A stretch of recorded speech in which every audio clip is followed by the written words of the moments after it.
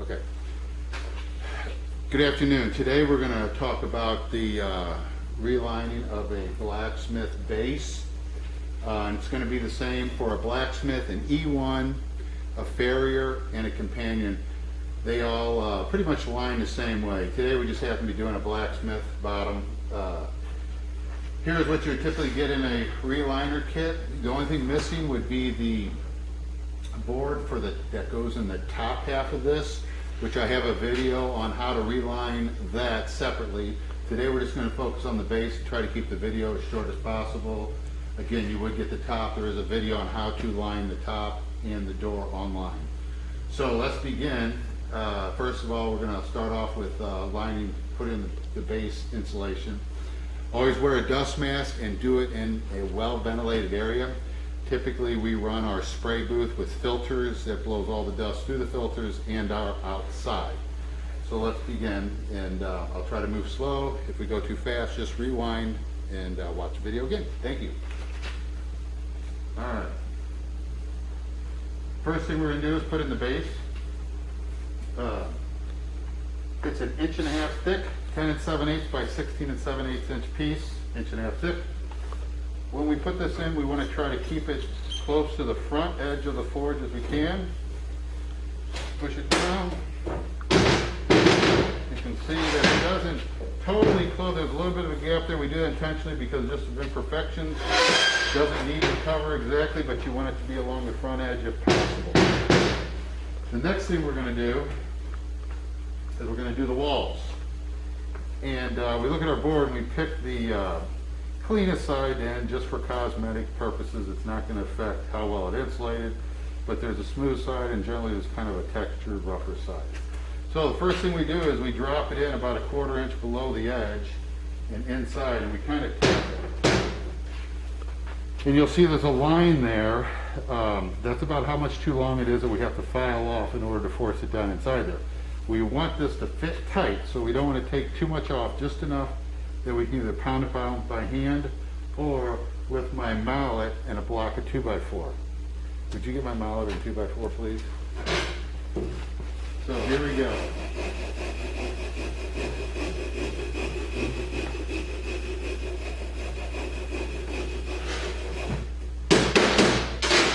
As you can see, I left a little bit on there, just like down there. And that's pretty tight.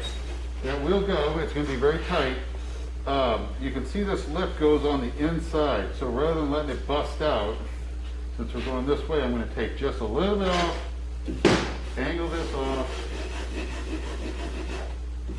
so that it slides down to the front of that edge. As you can see, I just took a little bit off this corner. That is the front corner that'll catch this edge. So here we go again.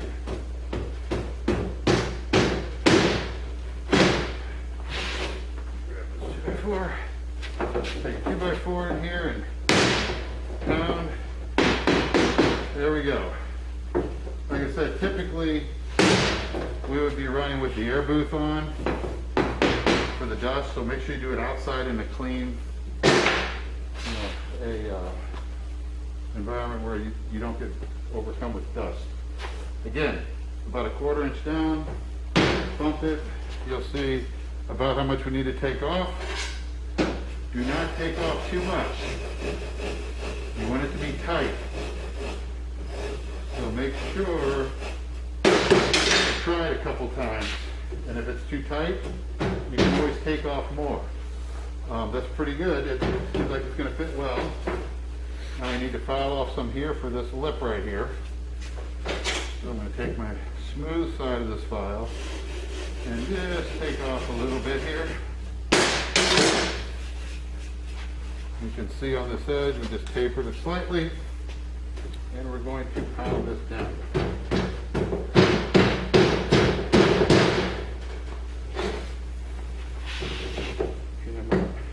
Mallet. Next step. Now you've got your walls, your base in. The next step is going to be the brick. One thing we've added is this compression pad that we're utilizing for the brick. They're a little long, so what we do is we cut it off we purposely send it just a little long. Cut it off so it's the same length as the brick. A coarse side and a smooth side. The coarse side goes up against this pad, up against the wall. So, same thing, we have this little lip here. So I'm going to take off just a smidgen off this corner. I'm going to put it right in here. And as you'll see, it's flush with this board, fiber board, and it's up against this wall. Next, we take our brick. Whatever side is coming to the front, we want it to be nice and tight against here, so we don't want any stingers or small little protrusions. So I generally take this on the smooth side of my file and just rub it down, just to make sure there's no chunk coming out. The next thing you're going to need is either a piece of sheet metal or plastic. It's about 18 gauge. I use a piece of plastic just because I have it. It slides easy. Again, about 18 gauge, 20 gauge. I drop it on the right side. I take my brick and push it up against this compression pad. So now, it's up against the front edge and it's up against the compression pad. Now, we want to keep this as far forward as we can. The next thing you got to do is you got to raise this up. If you leave it all the way down, you'll never get it up. So I'm going to raise it up to where it's about an inch from the bottom of the forge. An inch away from this insulation, an inch and a quarter, somewhere in there. The main intention of this slide is to keep the brick from gouging and digging into the wall insulation. So now that we have this in place, about a inch up, I'm going to pull the brick towards me and slide it down as far as I can, nice and tight. Then I take my mallet and slowly beat it down. And then once it's down, pull out your slide. And as you can see, there's still a gap along here. So I'm going to take my mallet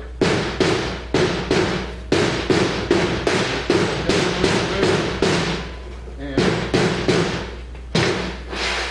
as you can see, it's closed up. It's still got a little bit of a gap. If that's the case, I have a used screwdriver, an old one that I use. Put it into the brick. This is another way of popping it forward until it comes all the way up here tight. I still got a smidgen of a gap, so I'm going to bump it some more. There we go. There we go, nice and tight all the way along there. Next up, this brick's in there tight. As you can see, if I can lift it up, the whole forge can lift off. So that brick is wedged in there nice and tight. This compression pad's compressed, holding the brick firm. The next step is to put the back board in. Again, kind of look at the board, make sure it's all in good shape. And what I'm going to do, I'm going to lean this up so you can see how we do this. I take this board, oops, and I push it down in here on this side. I take this side, I push it down on this side. Now, what that does is it shows I need to take off about 1/8 of an inch on each side in order for this board to slide down behind the hearth. So what I'm going to do is I'm going to take off about 1/8 of an inch on a slide angle from 1/8 of an inch up to nothing. So I'll do that and then show you again what it looks like.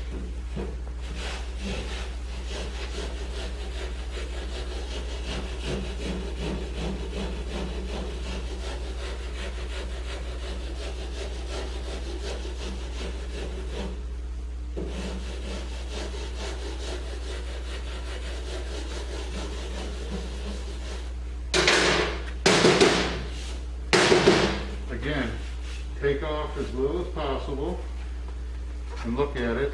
Do a little more if you need to. But I've taken off 1 inch up to nothing. And if you can see this line, it's about 1 inch tall, 1/8 of an inch up to full thickness. So, the next step is to push this down this back wall. You want to make sure you keep this tight up against this back wall as you're pushing it. I'm going to drop it down about 1/2 inch, 3/4 of an inch. You can see the board is a little long. So what I'm going to do is, as I push down slightly, I'm going to bounce it. And there you go. You can see how it starts in there now. I'm going to slowly pound it down.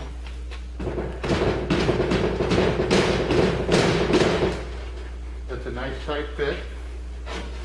Again, you got to make sure it's against the back wall. You can see I got it up against the back wall, a little bit of a gap. I'm going to go down a little further. As you beat it down, you want to make sure it doesn't walk too much. You want to try and take it down equally on both sides as you go down. So here we go.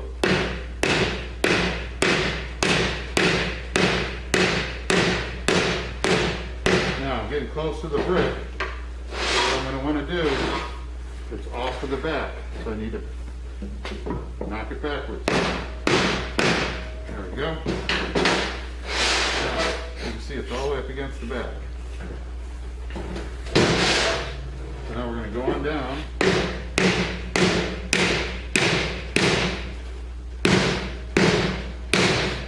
Now, with my board, I'm right on this top edge. You need to inset the board so you do not hit the frame of the forge. Continue. Go on down. And then I do my walls one more time. And I think we've got it. Now, you can see it's tight against the back. You're going to get some flashing. You can either leave it or take your finger, just kind of rub it out, or leave it there, but that flashing is kind of good. It tells you it's a nice tight fit. The hearth is in there, it's up against the front. Good shape. Next step. Screwdriver. Old screwdriver again. You want to push this in all the way up to the hearth brick. When you push it in though, you want to make sure it's 90 degrees to the back, perpendicular to the back of the forge, not the table, because the forge is just sitting on an angle. So you want to go straight in, which is going to be on a slight angle because of the angle of the forge. So, here we go. Now I hit the brick, and you can hear it hitting the brick. So we got a good path for the set screw to get to the brick. Same thing on this one, slight angle up because of the back. Good. And scraping the brick. Scraping the brick. It's critical that you have a path all the way through to the brick. When you put in these set screws, if there's fiber trapped between the screw and the hearth brick, what will happen is after it gets hot and breaks down, that fiber will slowly break down and it will dissipate and you'll have a gap. When that happens, nothing is holding the hearth brick firm. Eventually it'll start bouncing around and it could fall out, crack, break, destroy the insulation on the inside of the furnace. So, you want to make sure you have a clear path, as you can see, to that brick, and then insert your set screw. So, handy dandy driver. So here we go. Alright, I'm going to stop it prematurely and get this other side started. Now, you have to be careful because when you screw these in, it will bow this back if you over tighten it. So I'm going to go until it just gets tight, and just, there we go. I can see the back just start to move out. There we go. So the back just started to pull out, so I know it's good and tight. These bricks. The next step is the nuts to lock it down. And this is another important step. This is definitely heavy duty material, 1/8 inch thick. It is drilled and tapped for this 5/16 thread. But if you over tighten these, you could have potential to strip them if you do it too tight. So I just get them snug and one little push past snug, snug, then one little push past that. So they're nice and locked down. They will not go anywhere. Your next step, again, you can see it's in there. The insulation looks good. Everything should be in good shape. The next step would be your brick clip. Center it between the two. You take your C-clamp. We have a standard positioning block we use when we drill and rivet these down at our rivet and drill station down there, which is about 30 feet down the road there. So I'm not going to actually rivet this, but I'm showing you how to do it. You center it.